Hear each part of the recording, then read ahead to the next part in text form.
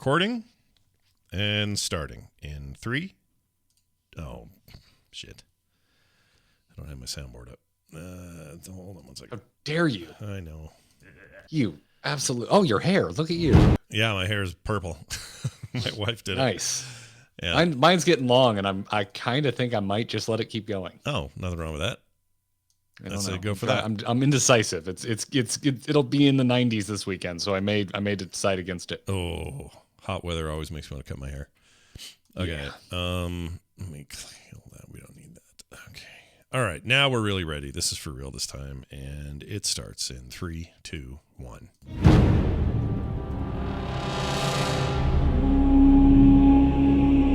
You're listening to The Instance.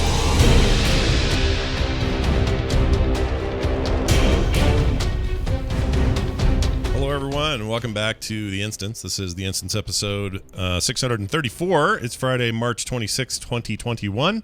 Scott Johnson here with Garrett Weinzierl. Hello, Garrett. Happy Friday, Scott and listeners. Heck yeah, man. Friday, the day I pretty much don't do anything cool anymore. You ready to boost to 58, take some shitty gear, and walk through the dark portal with me? No, I'm not. Not as much as one might hope. We're going to talk about that today because the Burning Crusade beta is indeed out and in the hands of many players, you included. It is in my hands, and I am prepared. Yeah, you've got impressions. The only thing you don't have is a space goat and a blood elf, but we'll talk about that as well. Well, in the beta, I do. Oh, that's true. They're letting you do everybody in the beta. That's true. They're letting you do whatever you want in the beta. Yeah, beta. Except level past 66, I think. I think that's where it's capped out. Oh, is it really? I didn't know that. I heard there's a cap. I have no intention of finding it, but I think at the moment it's capped at 66, if I remember correctly. Do not have facts in front of me. Do not quote me. 66. That's I don't know why I thought they had the full to 70 experience. I just thought they did in the beta, but I guess betas are betas and they, roll out stuff as time goes on. So we'll see. We'll talk all about that. I just wanted to know real quick, completely off topic before we dive in today, whether or not you saw that Suicide Squad trailer, the James Gunn Suicide Squad, or excuse me, the Suicide Squad that's coming out. Oh no! Did that drop today? So that dropped today. The Red Band trailer is what I saw, and dude, that looks freaking great. So okay, so I kind of dig the first Suicide Squad. Mm-hmm. Like it has some glaring issues, but I think it's kind of a fun, just whatever, put it on movie. Sure. I thoroughly enjoyed the last Harley Quinn movie. And Birds of Prey, yeah, that was good. So James Gunn, yeah, plus that cast, sign me up. Yeah. Like I don't even need to see the trailer. I'm gonna watch it as soon as we're done with the show. But yeah. I was already on board. All right, well, good. You watch it, then you'll send me your impressions, and I'm just willing to bet you're gonna like what you see. Make sure you watch the Red Band trailer to get the full gist of it, and then 2 things you want to look for: who is Nathan Fillion?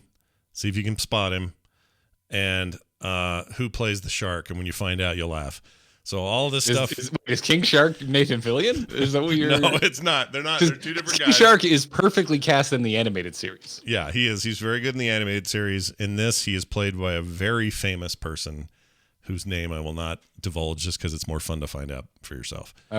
Okay. It's a good time, though. I'm surprised how much I like that trailer, and I think I'm in. So, by the way, a lot of people thought that Idris Elba was just going to step into the role of Bloodshot, and he's not.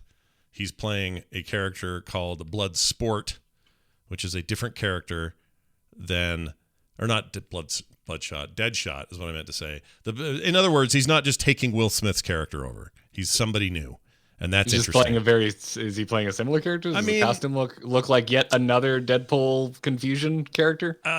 Maybe a little, but he's never wearing much on his head except for one. Well, I'll leave it to your judgment. Right. And Harley Quinn is Harley Quinn as hell. We'll have a deep dive on this some other time. Yeah, we'll do a bonus show on this at some point if we can ever find frickin' time to get it done. But it looks like something special. So anyway, something to keep your eyes on. In the meantime, we're going to look at these side quests. All right, so you want to buy some WoW time, you say? You want to belly up to the bar with your wallet and peel off some money and say, hey, I want to buy 6 months to a year of game time. How about 180 days of game time? That's something the game's let me do. Can I do that? Well, no. Your options just got slightly more limited. By the way, I want to make this clear right up front because I was confused, and there are no doubt others who might be. Garrett sort of put me on the right track with this, but this is not talking about subscription options. So if you buy a 6-month subscription like I do, or you do the 3-month, or you do the 1 month, or whatever you do, those aren't changing. This is the separate sort of, buy game time options in the Blizzard shop stuff. Okay, so this is different than subscription, is my understanding. But anyway, here's what Blizzard said in a blue post. We recently conducted a review of all the available services in all currencies. Based on this, we have decided to alter the available game time options in the Blizzard shop. As of today, the game time options are 30, 90, and 180 days. Let's see. They have been removed, and game time is now only available as a purchase of 60 days. So no 30, no 90, no 180. 2 months is your option. North America, your new game time option in USD is 60 days of game time for $29.99. In Europe, that's €25.99 euros. They said, please note that currently the option and pricing for the purchase of both WoW subscriptions and WoW tokens remain unaffected. Also, that game or any game time that has already been purchased for an account will not be affected by this. So you're all good if you already did your 180 days or whatever. We appreciate that players choose to spend their time with World of Warcraft, and we are committed to ensuring the game continues to provide players with great entertainment value. If you'd like to review your World of Warcraft game trial and payment method, you can do so through your account management anytime, they said. So I immediately freaked out and went, hold on, you're not going to give people the discount for subbing longer like the 6-month people? And I was kind of like, this is a terrible idea. What are we even doing here? What, Blizzard, what are you doing? And then you and other people said, no, Scott, they're just talking about the kind of bulk game time buying thing, which is you can buy WoW game time on the Battle.net store, the Blizzard Online store. Right. And the main difference is this is essentially pre-purchasing game time, and it does not auto-renew. Right. So you buy this, that's how much time you get. It does not automatically ding you for whatever you purchased whenever the time comes back up. Yeah. If anything, it's like what they do, so back in the day, I remember when subscriptions to MMOs were sort of a new thing in the mid-aughts or whatever. You here in America or here in the States, parts of North America and parts of Europe, you just did subscriptions. But if you lived in parts of Asia, you would basically do it like you would time at like renting a thing. Like you'd go into an internet cafe and say, yeah, I'm going to play 3 hours of Ultima Online. Okay, cool. That will be whatever it is per minute or per hour, and you just pay us like that. This is a bit like that as far as like, hey, here's another way to pay for the game. I mean, you can buy a card for a month of gameplay, or is it 3 months, I think, at a time? At physical locations, you can go to Target and buy game time. That's still a thing you can do. This is that, but you have more options, and it's digital. Right. And now you have slightly less. So what this tells me is that Blizzard said, and they've said it themselves, but they went through all this and made a determination that they just weren't selling the other times. And my guess is they split the difference on the 30 and 90 and ended up with 60 just as a way to say, well, let's do something that's, kind of makes those two groups as happy as we can, but nobody's buying 180 days of solid WoW time is my guess. So, yeah, I still find it just odd. I don't even know why you would bother. Like, if this is already there and it's already working, what is it really hurting to just leave it, keep it around? Yeah. Yeah. They didn't get into it. Maybe there is a retail angle on this. Maybe they don't want to keep making cards, sending them to Target that have all these options. And they're just like, if no one's going to take them, why are we doing it? As far as I'm concerned, the only option if you buy a physical one is 3 months. Oh, wow. If I remember, again, I'm trying to pull this from memory, but I don't think you can go to like a Target or a Walmart and there's like options for different lengths of WoW game time. I think there's just one card for WoW game time, and it is what it is. Interesting. Well, if that one's so the 90-day one exists in retail, then that one will now be a 60 one, would assume.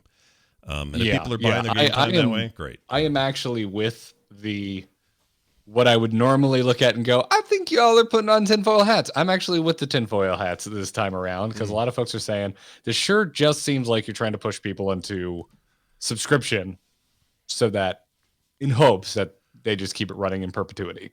Yeah, forget about it. And I struggle to find justification for any other real reason they would do this. Because my gut reaction was I forgot that this was even a thing you could do, and that I don't know anyone who does it. And then I was looking at Twitter reactions about people talking about hearing from people that actually do pay for WoW time this way, and it turns out I do know some people who do it, and almost every single one in my personal experience, almost every single person I recognize on Twitter saying, "Oh, this is a bummer. I actually use this." Almost all of them were talking about the fact that they are on a very strict budget. They don't make the most money in the world, and that they prefer this way because it gives them a lot more control. Mm-hmm. And if they don't have as much money one month as they did the past, they don't need to be concerned with that, accidentally getting dinged for another month or another 6 months, whatever game time they ended up going with of World of Warcraft. Well, having not done this myself, let me ask you this, and maybe you'll know this, maybe you won't know this, but if I go by 60 days of World of Warcraft time in this way, that's still a clock starts at a certain amount of time when I log in with that code, and that 60-day ends. Let's say I do it on July 1st. You get July, you get August, and as of September 1st, you're out of game time, right? It's ticking. That clock is ticking. It's not just time I'm logged in. It's 60 days, right? If that makes sense. It's just like the subscription. Like, it doesn't matter how much you play. It's date based, not time. Okay, so it's not a /play in-game or /play in-game time thing. No, if it was, this would be a much better way to pay for World of Warcraft. Yeah. Just like objectively better. That's what I was just thinking, because if I ever did that, or I just never even paid attention to it before, but now that we're talking about it, I'm like, oh, no, wait a minute. Is that how that worked? But it makes sense that it would be your clock starts here. You've rented a movie, basically. You have so much time to watch that movie, and that clock is ticking now. So that's what they're used to. Yeah, I don't know. I don't think we've heard from enough people. We probably get some emails about it. We haven't yet, but somebody out there really relies on this as their way to play, and I wonder if 60 days will change too much about who they are or what they do. 90 felt... If it were me and I was going, all right, we currently have 30, 90, and 180. Those are our increments. I'd have gone with the 90. I don't know why. Just sounds better to me. Seems like it's going to cover everything. Again, I feel for anyone on a really tight budget that still wants to play World of Warcraft, because maybe the $15 option, the 30 days, that was it. That was like your make or break. Mm-hmm. And now suddenly they're asking for double all at once. Like, I can get it. I remember back when I was working 20 hours a week in high school, and I wanted to play EverQuest and I couldn't. Yeah.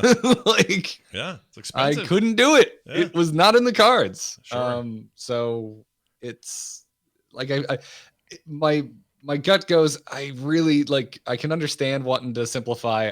This is probably a very small percentage of the player base that uses this, but I've seen enough people who did use this that are being impacted by it to feel like I don't even know why they bothered.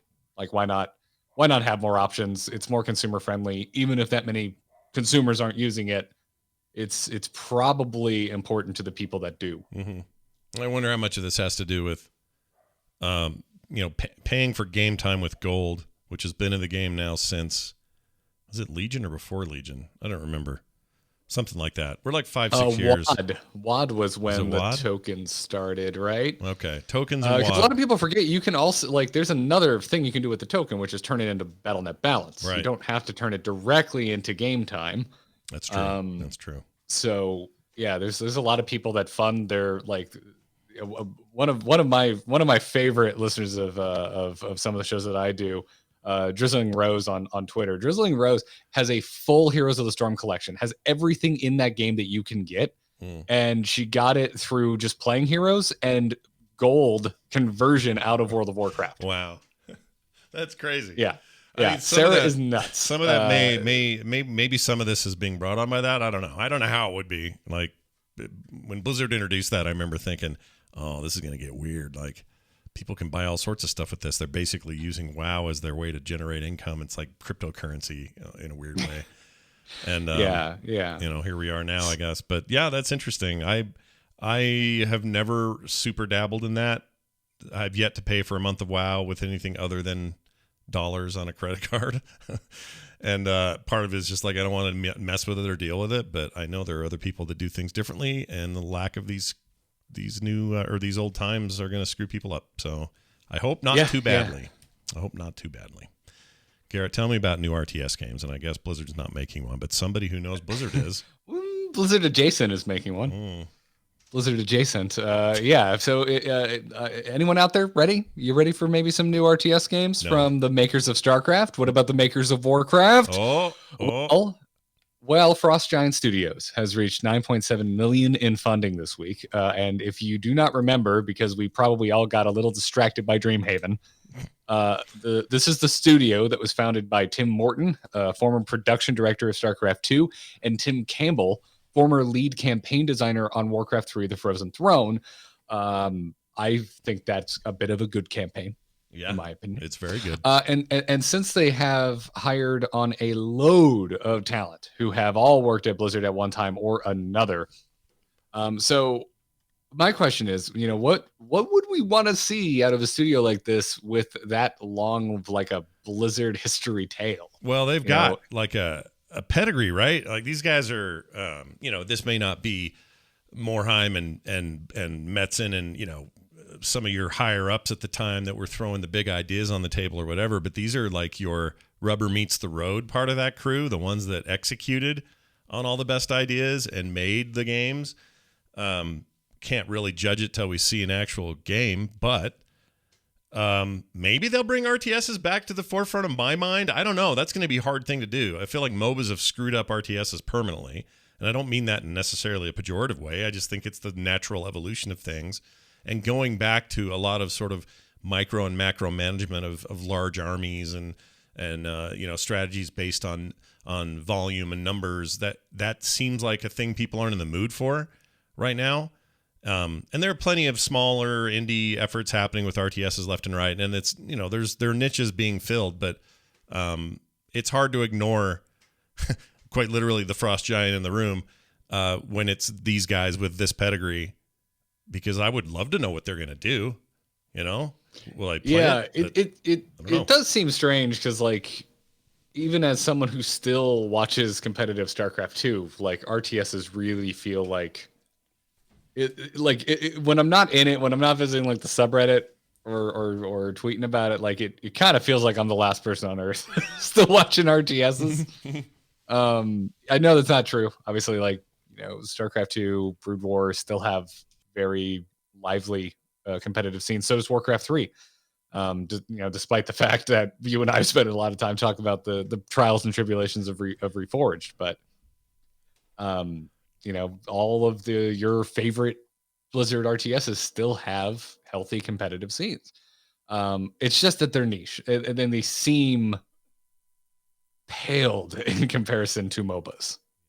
They do. Well, I mean, success-wise, there's no question about it. And since MOBAs are RTSs in their DNA, they just have gone to a different place. I just don't know how you dial that back. Maybe they'll change my mind. It'll blow me away, and I'll be all back into RTSs. I mean, in this point in my life, I'm way more interested in turn-based games anyway. So I kind of wish this was an announcement that the people responsible for two of the greatest strategy franchises of all time are going back to turn-based, baby, and they're going to this and that and the other. That would have actually been a slightly more exciting bit of news for me because I'm really into that right now. But that ebbs and flows, right? I think we may come back around to this. There was a time where I didn't think the sort of old-school shooters that, like Quake and Doom and Unreal and that sort of stuff, I didn't think those arena shooters would ever make much of a comeback, but they have a following. There are games that service that stuff. So, even if we think of as the RTS genre, or think of the RTS genre as sort of a dying breed, somebody could breathe life into it, and I would want to be here to see it. So maybe it'll be these guys. That'd be cool. That's a lot of talent, man. That's a lot of really good ex-Blizzard people who know their RTSs and no strategy games up and down. And I have a feeling, had Dreamhaven not happened, they might have even a few other names that ended up going with Morheim that might have gone this direction. Browder seems like a glaring omission to me. Yeah, for sure. But, I mean, at the same time, too, talking about, like, I don't think it necessarily matters if we think or the market dictates that there's a future, like a big future for an RTS, like second or third wind. Yeah. Like it could just be part of their strategy, right? Like as long as they are working within like a budget that makes sense for a game of this scope, for the audience size that they're I'm sure they've done the research on and have a pretty good idea on how large their target demo is. I think they'll be fine. And 9.7 million, that's a lot to us.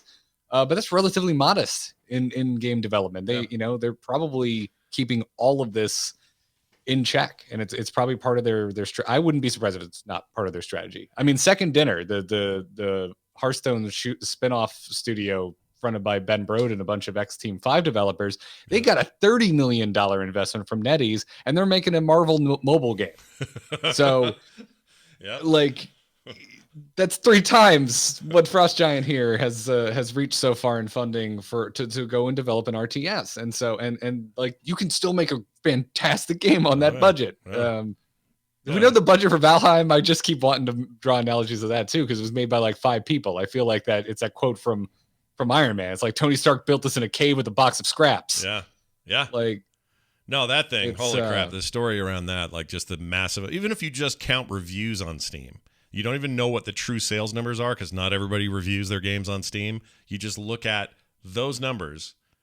Those alone netted those guys, which meant, these are all owners of the game, both negative and positive reviews. And there's a ton of them, mostly positive. Those guys netted so much money from that game in the first week alone.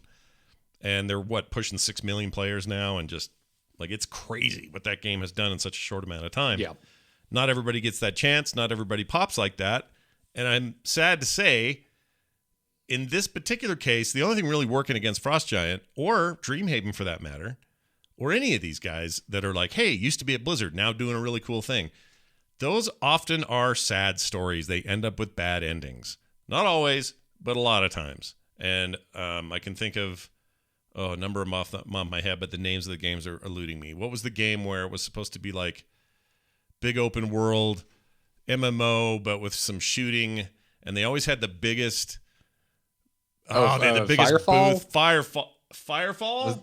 Was it Firefall? Fall What the hell is that in the game fire. called? Whatever it was, that thing. Ex-Blizzard Something people. Fall.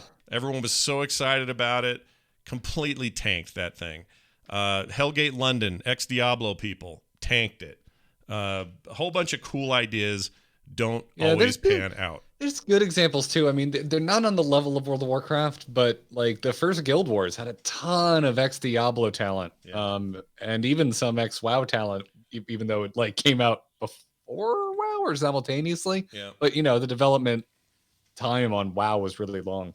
Yeah, WildStar is another good example that had a bunch of ex-Blizzard people. I mean, it's hard not to find Blizzard people at almost every MMO studio these days because that's just how it is. But they've a lot of people have worked at Blizzard. But when those people bolt, they're like, we're out of here. We're doing our own thing. It doesn't always end up having that great, happy ending. And sometimes that has a brief bit of success. The Torchlight guys were ex-Blizzard North people, and that thing was awesome. Guild so Wars did 2. well.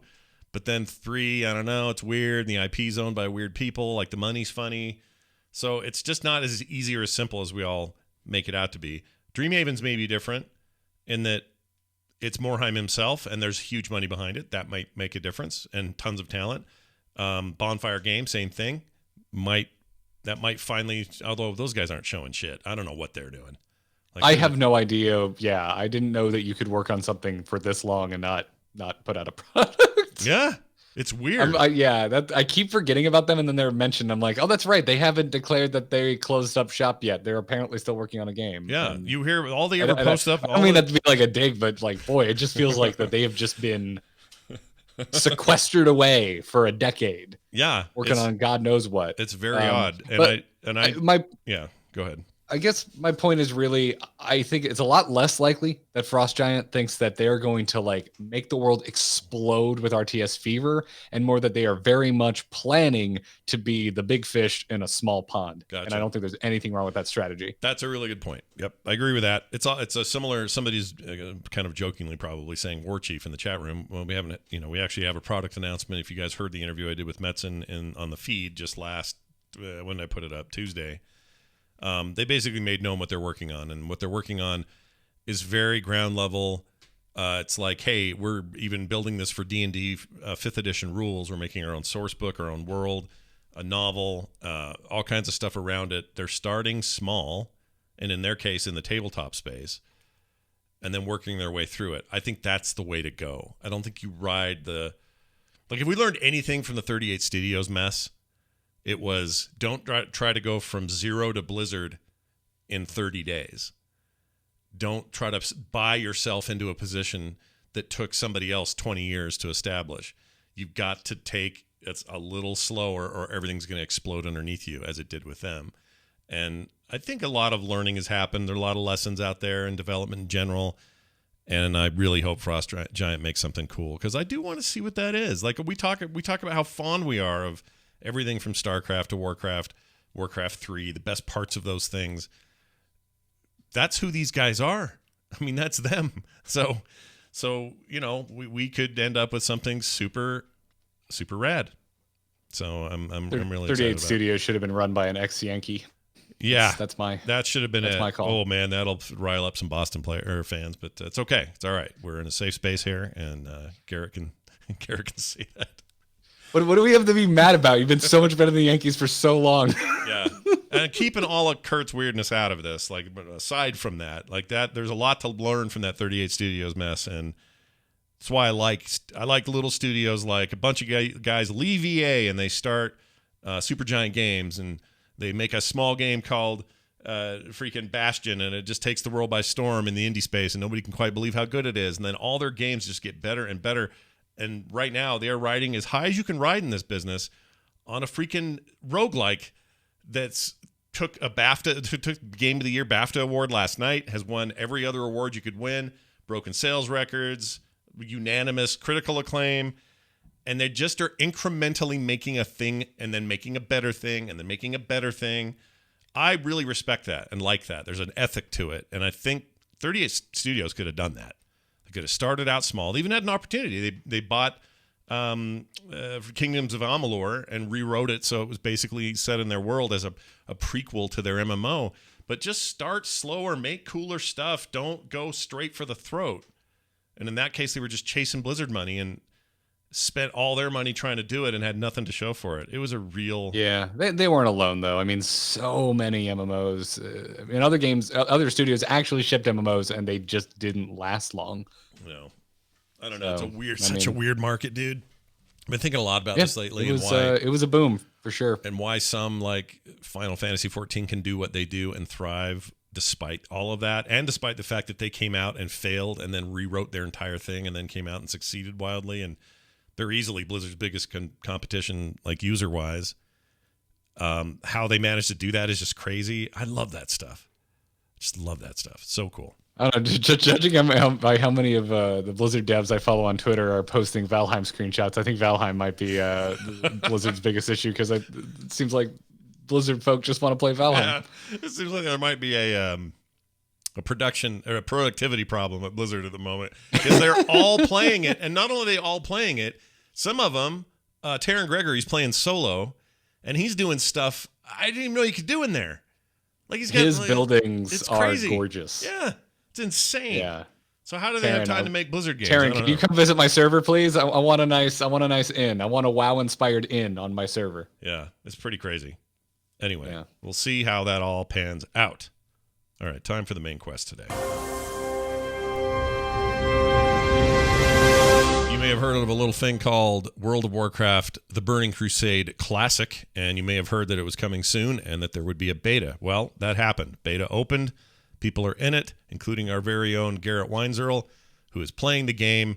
I am not, because I have come to the conclusion that Classic and I just don't want to hang out. And it's not that I think it's bad. I just feel like I played it yesterday. This stuff's too close in history for me. And I would understand how, I don't want to get into this too much, but if you were 15, not that you were, but if you were 15 when that game came out. I was 9. No. You were 9, 20? 20, right? It would have been, because it came out at the very end of 02. Not 02, 07, right? We're talking about Burning Crusade. Sorry, yeah, 07. Sorry, I'm getting my high school years and my college years confused. It'll happen. Yeah, because I started college in 05, which is also when I started playing World of Warcraft, and then BC came out basically on the Christmas break between my sophomore year of college. So I would have been 20, turning 20. So I think I was turning 20. That makes sense. Turning 19 to 20, you've got massive amounts of nostalgia for a time that you may not have if that came out when, I want to say I was 32. No, wait, hold on. What year was it?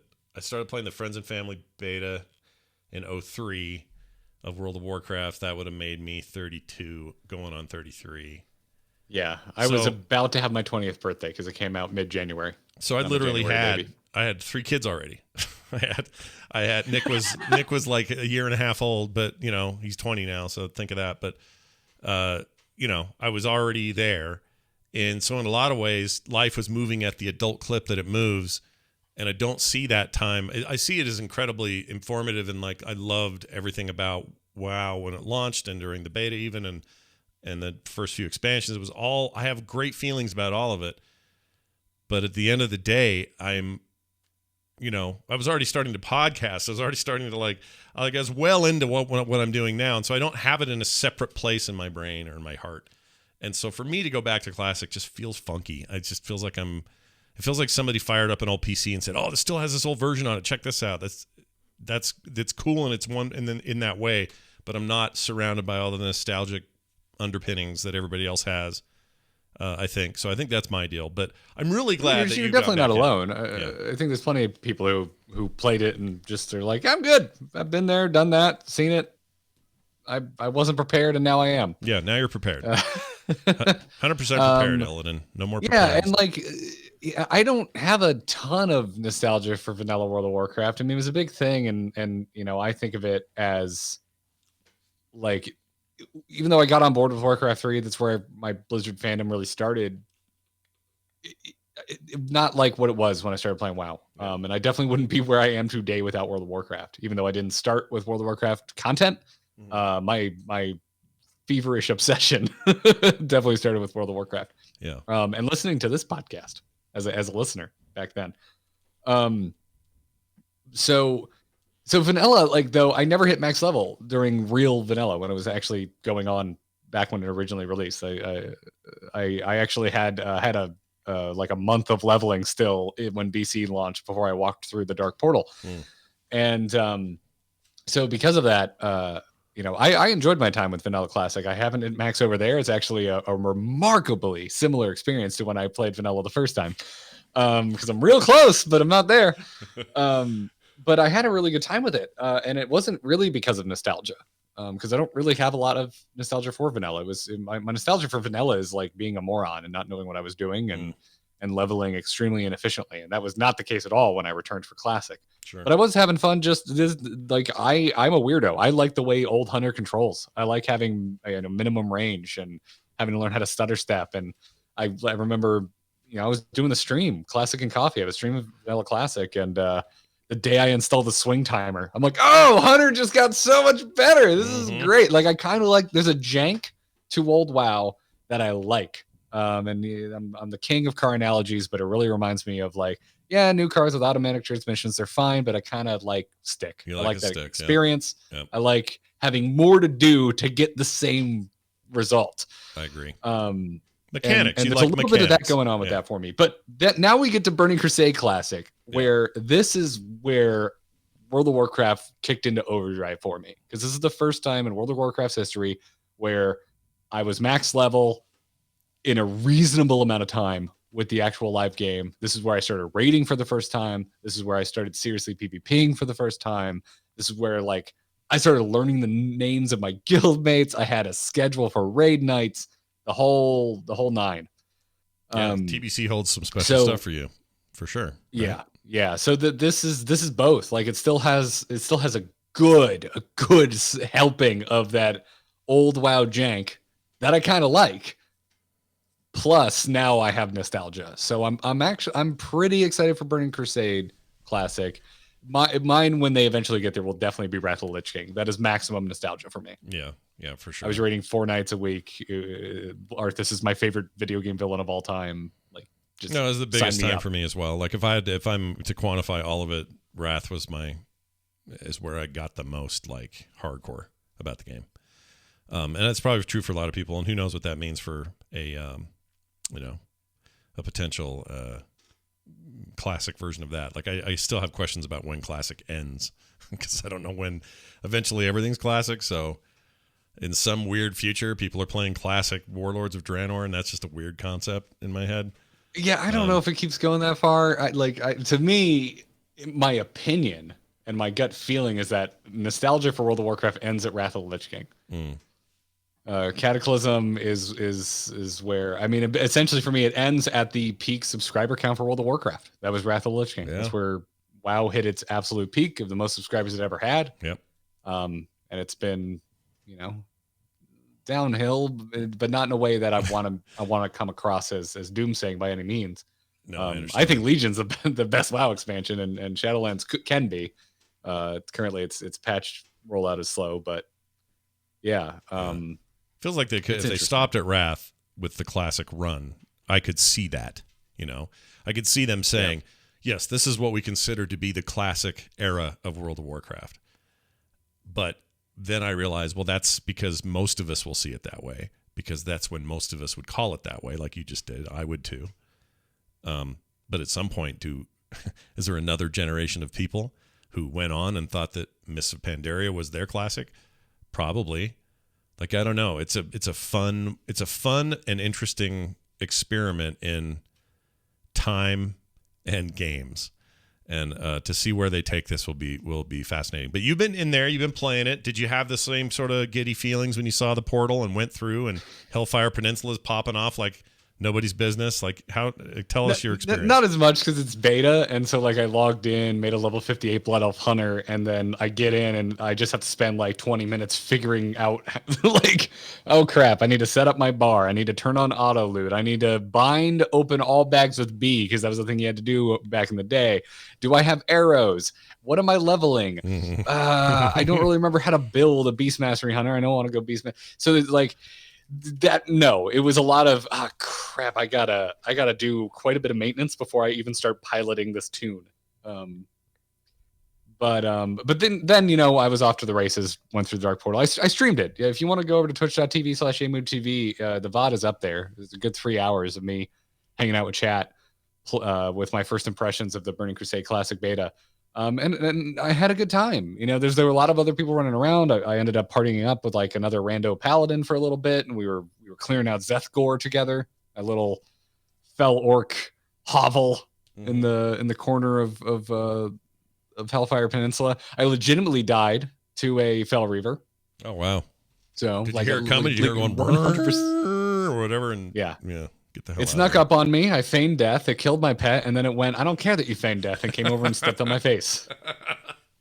Now I have real strong memories of that bastard. Feigning death was OP for hunters because nobody else could get away from the Fell Reaver, but hunters could feign death and totally avoid death. There was still a chance back then though that feign death could fail, and the enemies would still think you were know that you're alive, and that happened to me with the Fell Reaver. Yeah, it was basically hit, right? It was I don't know if it was a I don't know what the stat what dice roll is happening behind the scenes that causes a feign death to fail, but I just remember and saw it happen where it can indeed fail.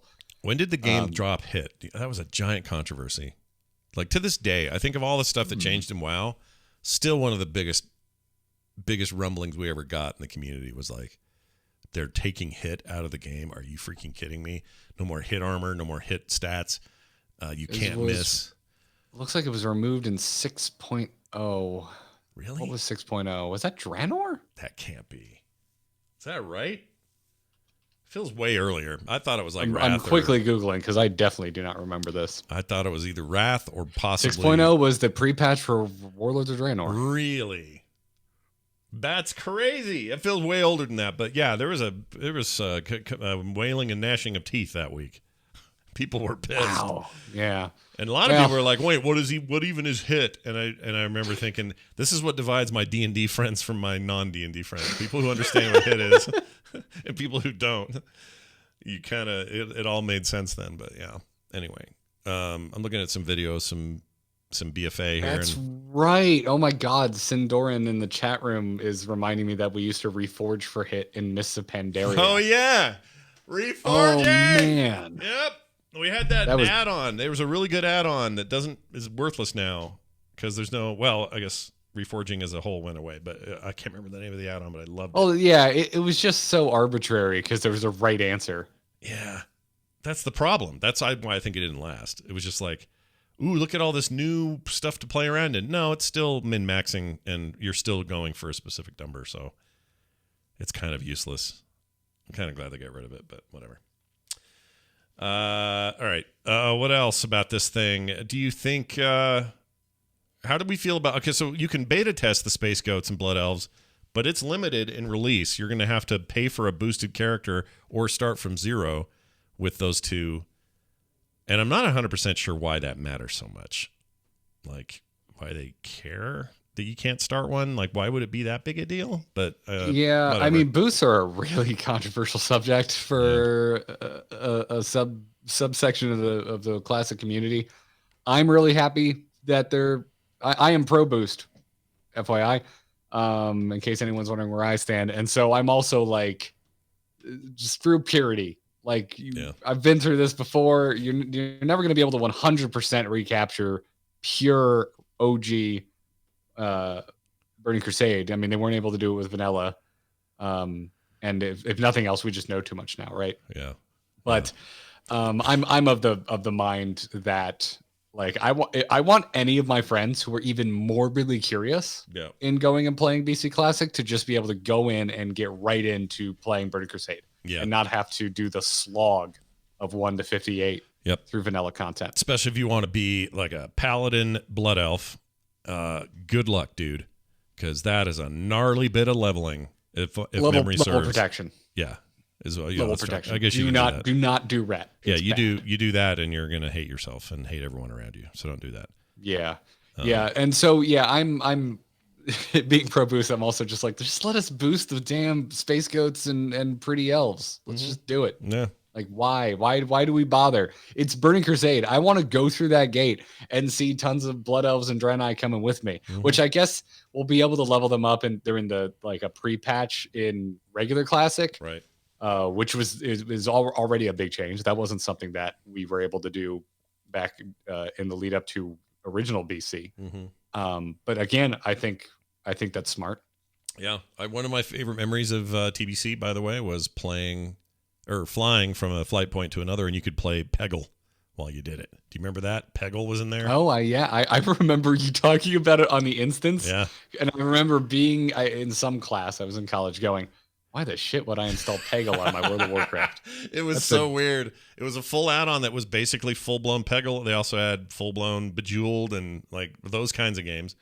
And it was great because if you had a long flight path to deal with, you could just freaking play Peggle for 5 minutes.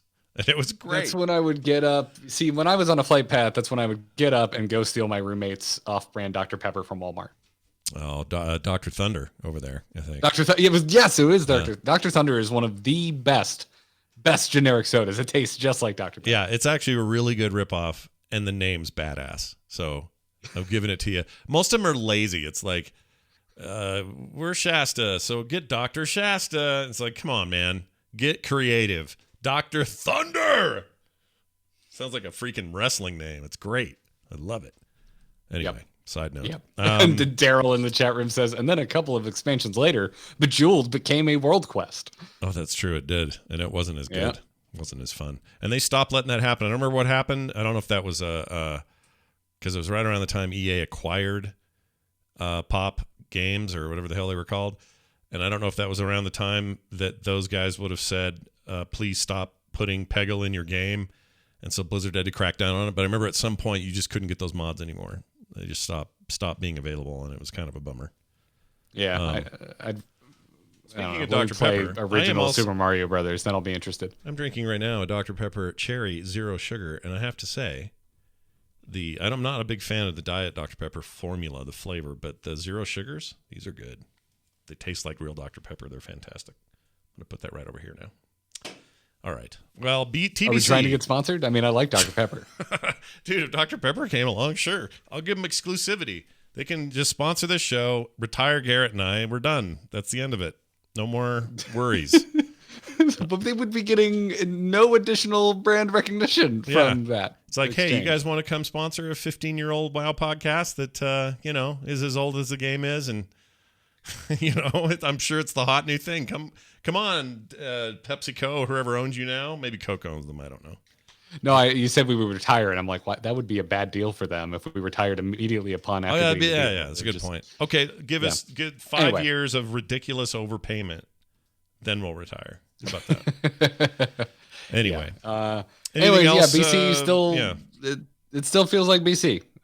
But does it feel like can you tell oh yeah, these here are the improvements from original vanilla to TBC, and I can feel them already, like that transition of not new really systems or whatever. You don't really feel that.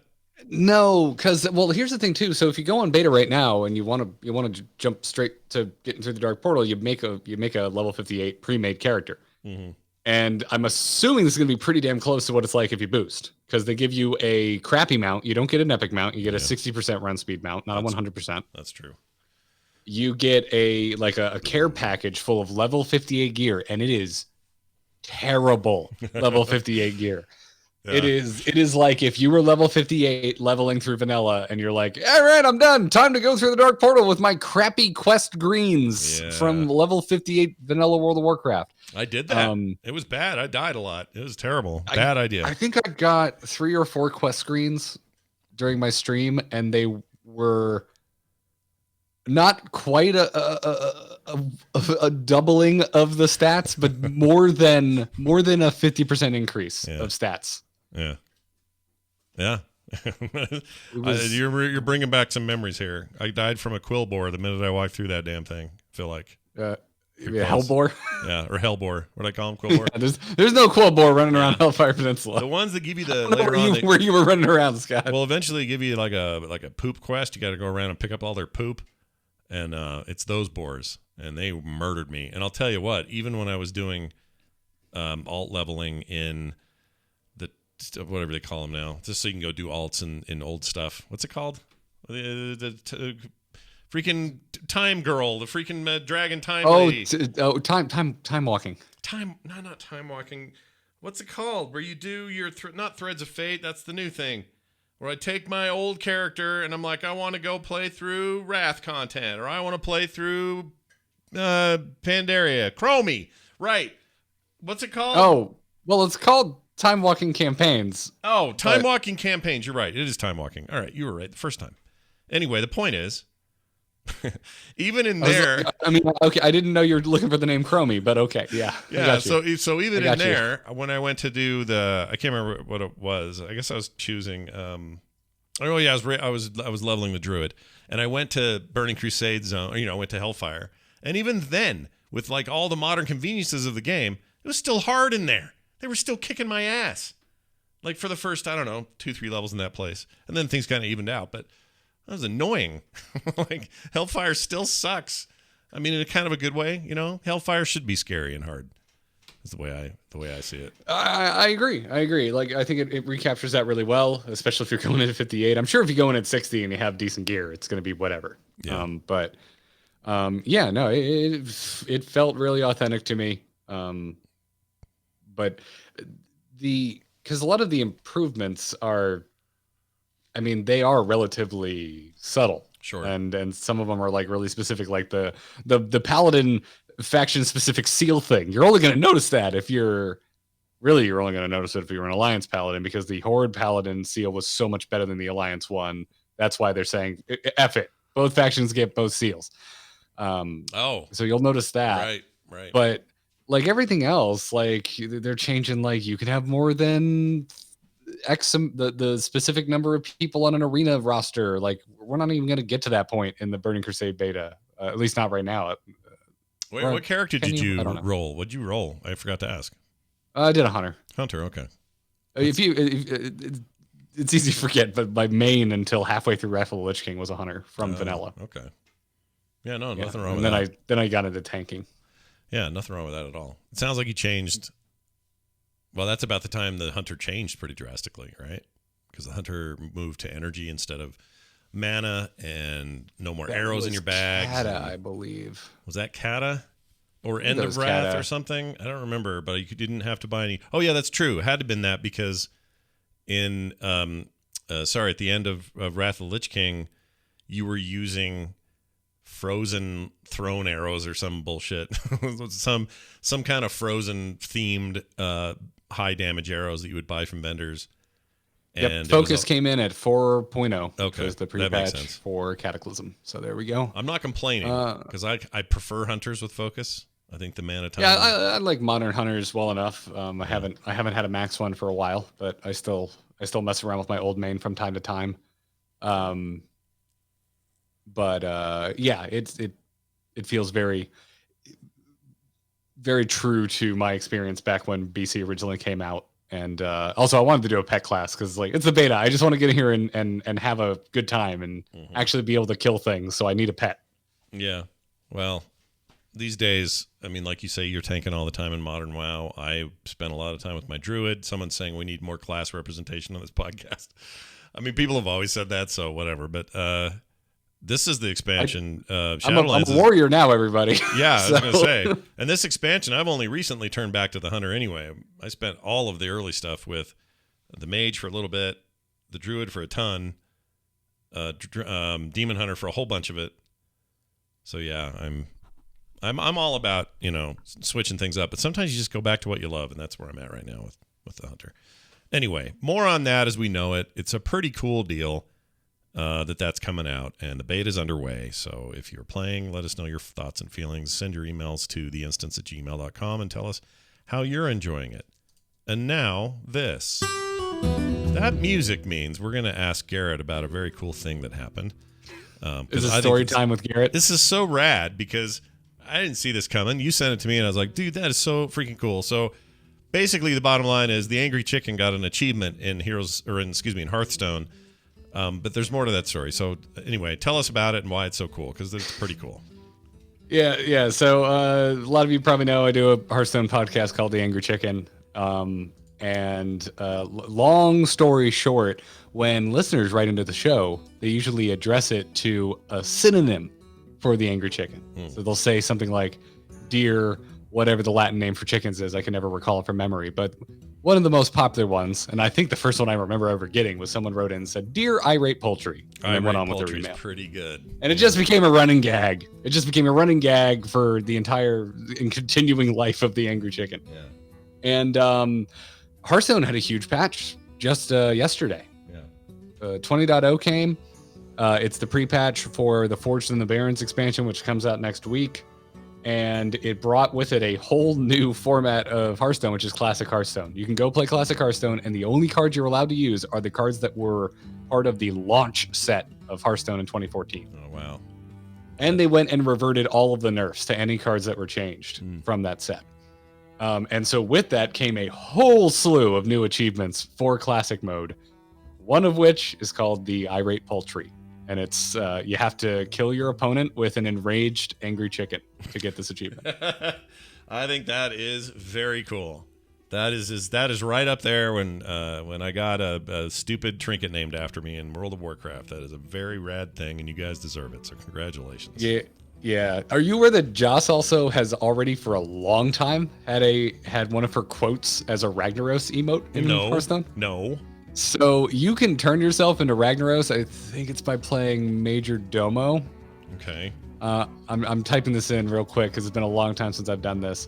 But if you play Major Domo, it's whatever hero turns you into Rag. Anyway, somehow you can become a Ragnaros, and because it's now a hero. Oh yeah, Death Rattle. Replace your hero with Ragnaros the Firelord. You're now Ragnaros. It replaces all the emotes. You know, when you right-click on your hero in Hearthstone, you can say, hello, greetings, well played. I think it's the WoW emote says, so hot. It's Ragnaros yelling, so hot. And that's a meme line from Jocelyn because she always says it like a Valley girl. I think I have that right here. Let me see if this is it. Hold on. Perhaps. No, hold on. I'm a dancing master. Finally, a second chance. No. Come on now. I can't find it. dang it. I didn't know that either. That's cool. So grats to her as well. It's very specifically the Ragnaros hero lines. It won't be on a Ragnaros card or anything like that. But yeah, I've got it on the soundboard. Joss used to say this a lot. So hot. And it became a meme for the show, and that's been in the game for years. But this is the first one that's like a shout out to the show, and dude, I got a little misty-eyed. This means a lot. Yeah, but I was gonna say it probably means a whole lot. That's very, very cool, and you guys deserve it. So I wanted to give a little bit of a shout out to that today because that's pretty rad. All right. Yeah, Hearthstone is awesome right now. They're doing some really, really cool things. That's good. Keep it up, Hearthstone team.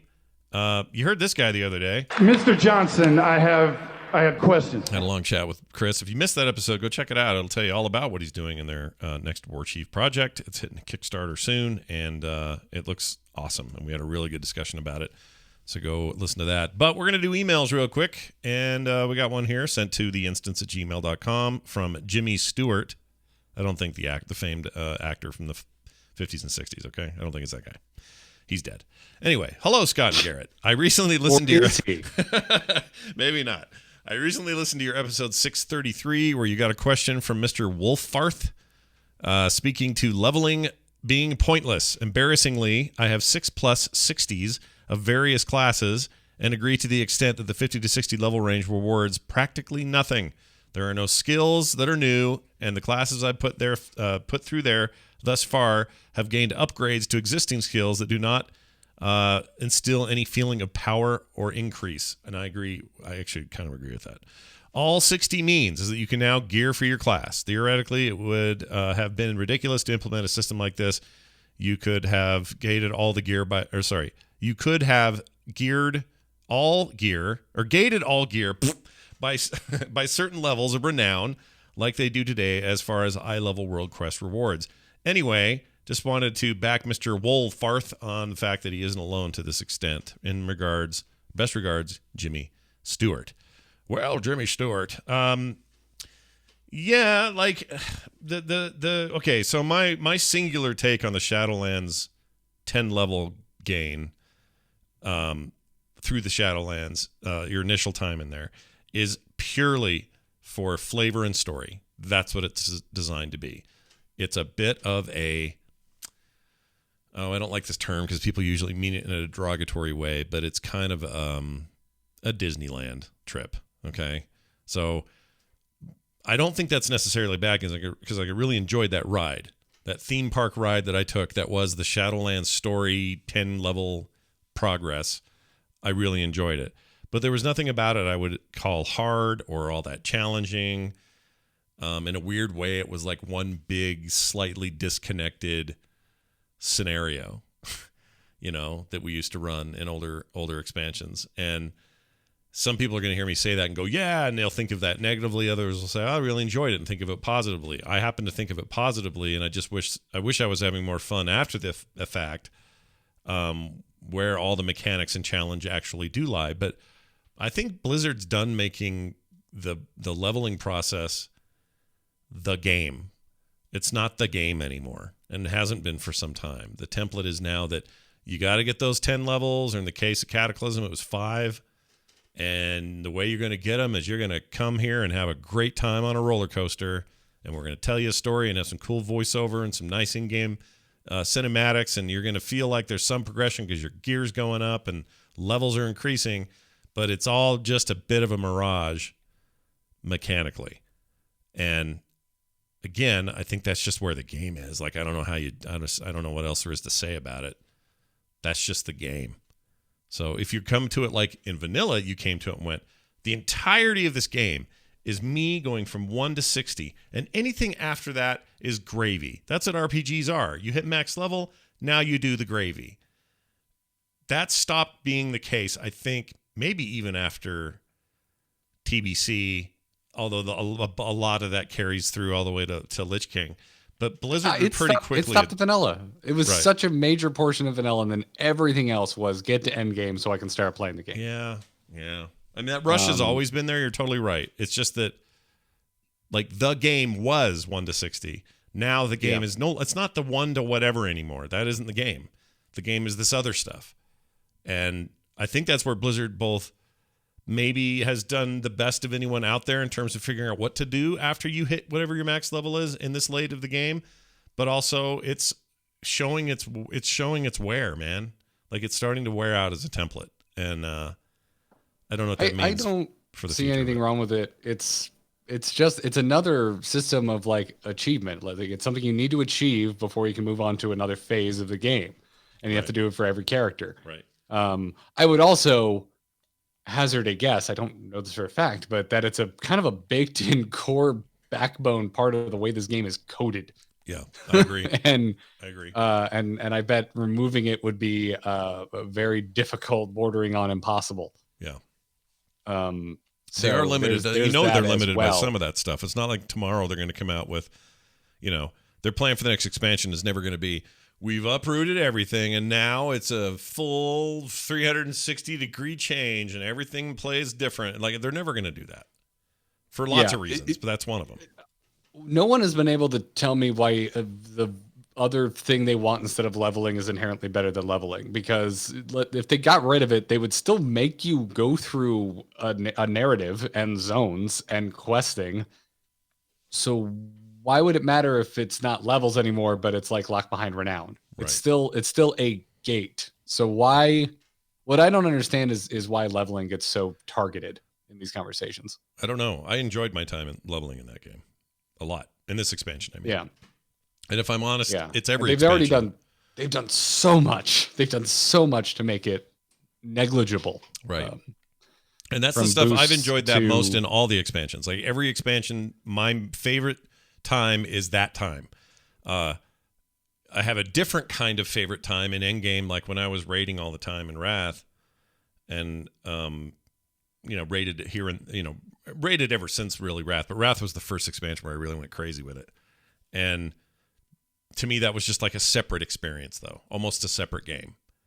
It's that leveling experience that I remember the most. It's story beats I remember the most. It's that stuff that matters to me, and it still feels that way with the game today. It's just that I would argue that at least right now, pre-patch, before this next patch, we're not left with a lot of really exciting things to do after the part I really liked. And so 9.1 could change some of that. I hope it does. No game is great at this, so compare it to any other MMO. They all have struggles with this. This is just this is the thing. This is the great golden goose. Nobody quite knows how to get it right. Blizzard gets the closest. And it's as good as it probably is going to get given the format of this kind of game. But 9.1, we'll push things forward for me. But if you ask me what my favorite part of Shadowlands was, it was that. It was that 10 levels. I loved it. Loved everything about it. Was it perfect? No. Yeah. Was it really true progression in some ways? No. It's got its problems. He's not wrong, and neither is Mr. Wolffarth from before. It's just, it's still the part of the game that had me going, that had me excited, that had me playing every minute that I could, and that sort of thing. So, anyway. I guess because I don't have a strong feeling. Like if one day they were like, and levels are gone, you just need to like play through the story up through the main quest. Now that we can delineate what a main quest is, I wouldn't have strong feelings. I'd be like, cool, this is the way I play WoW now. Mm-hmm. I just don't see what the point is. I guess is my thing. It's just kind of this thought of, all game systems are inherently arbitrary, right? It's whether you like them or you don't, and how they link into other game systems. Yeah. I don't know. I started to get kind of like stoner college student, I guess. Like, why is anything, man? No, you're not wrong. Is it just numbers going up, and is that all I really like? Because I played a clicker the other day, and the numbers went up, and it was satisfying, and it shouldn't have been, because that sucks. And you start to realize all video games are kind of a form of this, and you can go down some dark holes. But my number one takeaway from WoW right now is that I had a lot of fun with what I did, but it's a curated experience, and curation has walls, and you can't get over those walls. It's not a big open empty world. Play a game like Valheim, it's kind of up to you to stretch the borders of what that game is, because you're going to build everything you ever do in there. And that's why I think it's so popular. People want that. But even that'll have its own brand of walls. So yeah. And in that Video case, games. it's like gearing, right? Because I just ended up in the swamp there, and I got my ass handed to me. But there's not a level system. There's just like stats on your gear, and you just kind of gotta learn by trial and error if you don't want to go Google and spoil things for yourself. I do think though we are headed into a potential decade or more of amazing innovation in the space of like machine learning and what's the word they say when a world is generated on the fly or randomly? What's it called? What am I trying to think of? Procedurally generated worlds are going to get way more advanced, way more interesting, due partly to machine learning, due partly to AI stuff, due partly to lots of techs that are sort of on the verge of heading into video games in a major way. And we will think very differently about this challenge 10 years from now. But right now, this is kind of what you got. Open world is what it is, and WoW's an open world game, and you do what you can. Anyway, if you have any thoughts deeper than that, send them in. We'd love to hear from you. theinstance@gmail.com. All right. I mentioned earlier that what was happening with Chris in our conversation. Do check that episode out if you haven't had a chance yet. I did want to also mention that there is now an official Frog Pants newsletter. It's free, doesn't cost you a dime, and it just sort of catches you up on what's happening around the network. Also, sometimes little essays and thoughts from me. There'll be some other cool content like that in the future. Today, I put up a bunch of comic book recommendations that I'm reading right now. Just kind of an overall like, hey, community, here's another way for everybody to kind of connect and stuff. You can comment on it. It's free. It comes right to your email. If you missed all the previous issues and haven't signed up yet, you can sign up now and get it all. So go check it out. That's over at frogpants.club. .club, baby. Where you want to go tonight? I'm going to the club, the frogpants.club. Anyway, go check it out. That's my social distancing not necessary because you're not near anyone else to begin with. Right. Plus, I just wanted to buy an odd domain, and so I did. And it was only $5, so I bought frogpants.club. Everybody in the club getting frog pants. That's right. Put your hands in the air like you just don't care. Frogpants.club. All right, Garrett, anything else going on with you this week people should be checking out? There is so much. I don't know where to start. We talked about Valheim a lot today. I have been streaming Valheim with Kyle over on his channel on Tuesdays. Put on New Into Nexus yesterday. Did a big old talk about like boosts and if they are or are not healthy for BC Classic on WoW Killer with Taliesin this week. Big old pre-expansion The Angry Chicken was released this week. And also, I don't usually do this, but since I can only give these packs away today, so if you're hearing this on the day this episode posted, go over to TAC Podcast on Twitter because we are giving away 10 mega bundles. That is the biggest bundle you can get of cards for Forged in the Barrens. Blizzard sent it over and they were like, here's the thing. You have to give these away today. So if you're hearing this after the fact, I'm sorry. But that's a ton of cards. It's a lot of cards. Jeez. Yeah. All right. Yeah. So go over to TAC Podcast on Twitter. You will see the tweet there. I purposely have not tweeted anything else on that account since, so it'll be the first damn thing you see. And go enter. All right. Go enter to win yourself some free packs. I love that. Free packs in a game that is, is good if you have packs. So go do that. That's awesome. amove.tv for everything else you got going on, of course. And there's plenty going on over at frogpants.com. I got a new comic up today or yesterday. All sorts of stuff, shows, everything else. You know what you can find there. So go find it. That's frogpants.com. And we're, of course, at theinstance.net. You can find us there. You can find, that got loud real quick. Shouldn't have. Anyway, you can find us there. You can find old episodes, whatever you need. And it's all there for the taking. Find us on Twitter, Scott Johnson, Garrett Art, and Instance Show for the show. And again, like I said, more shows like this at frogpants.com. That's going to do it for us, for me, for Garrett, for all of you. We'll see you next time.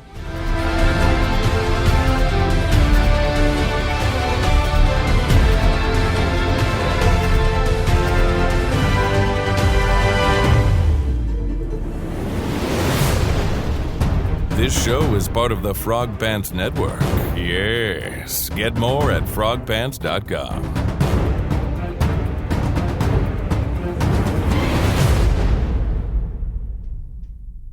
Well done, everyone.